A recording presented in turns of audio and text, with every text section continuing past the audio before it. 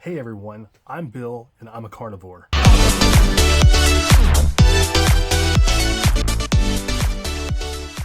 Hey everybody, my name is Bill. I'm a carnivore. Live in Louisiana, originally from Texas. And there's a few things I just want to let you know about this whole carnivore journey. Things have been going pretty good, a little on and off from time to time, but that's to be understood. It's not as easy as I thought it would be.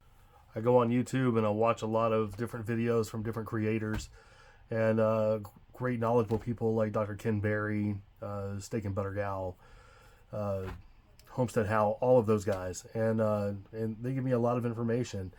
I've got probably more hamburger meat in my freezer than I know what to do with. It's beef, butter, bacon, eggs. Pretty simple. Throw a little salt in there. I do use some seasonings. Some people may not agree with that, but to each their own.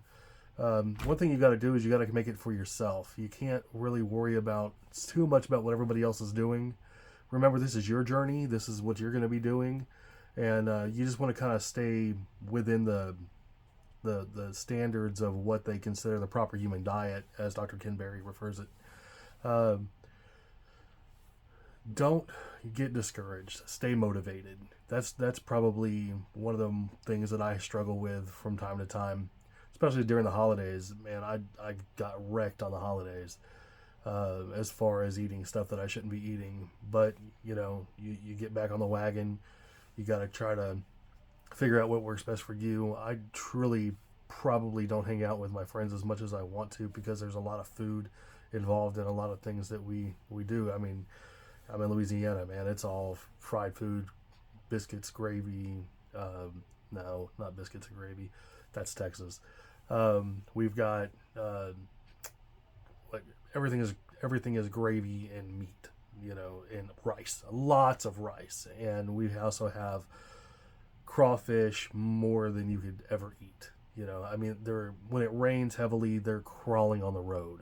It's that bad. Probably a lot of people are wondering, like, what motivates you to get on the carnivore diet? Well, I watched my dad die of congestive, like heart failure.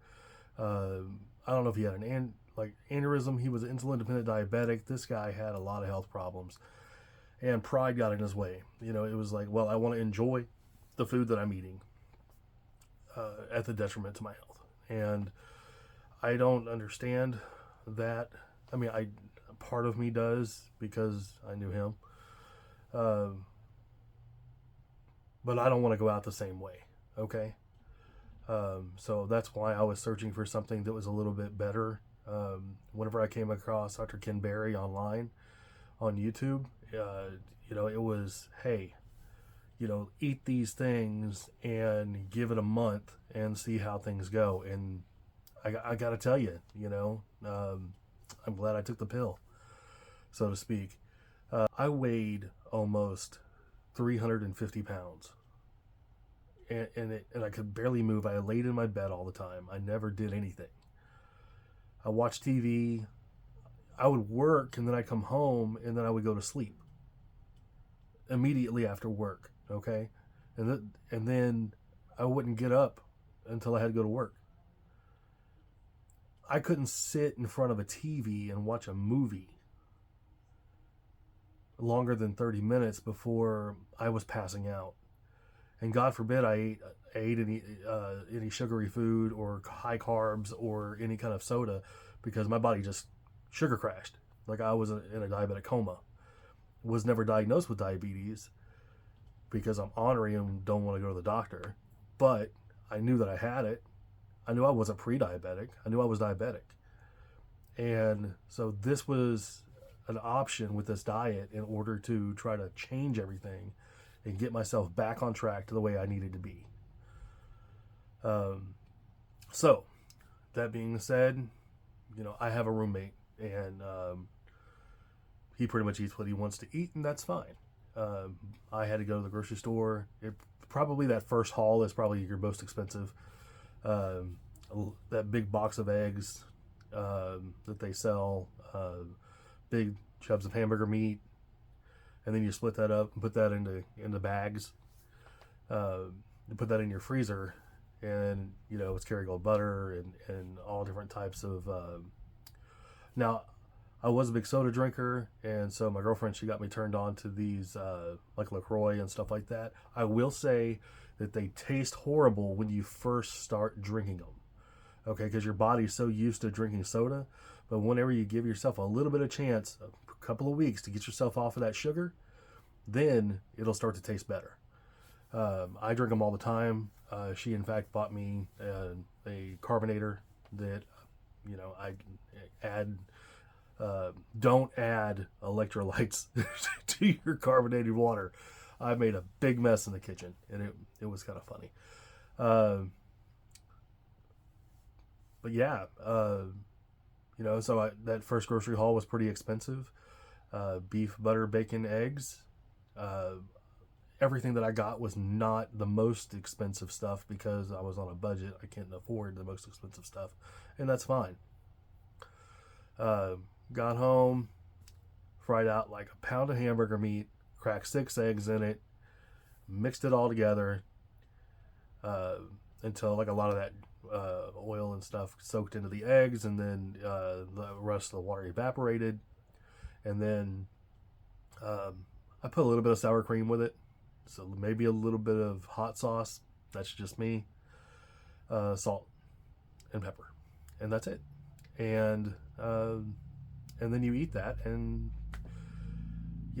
for the first couple of days, it's a little bit daunting eating that twice a day. And then you'll start to feel your body flush out everything that you had that was horrible in your system. And it's not till after that that you really start to feel a lot better. The main thing about doing this diet, this lifestyle change, I mean, everybody calls it a diet, and the people in the community don't tend to call it a diet because it's a lifestyle change. But the main thing about doing this lifestyle change is having faith in yourself, having faith in the system, having faith in the ability to keep going every day and being healthy. The minute you start feeling like the brain fog is lifting, you have more energy, you just feel great on the inside. You're gonna love how you feel.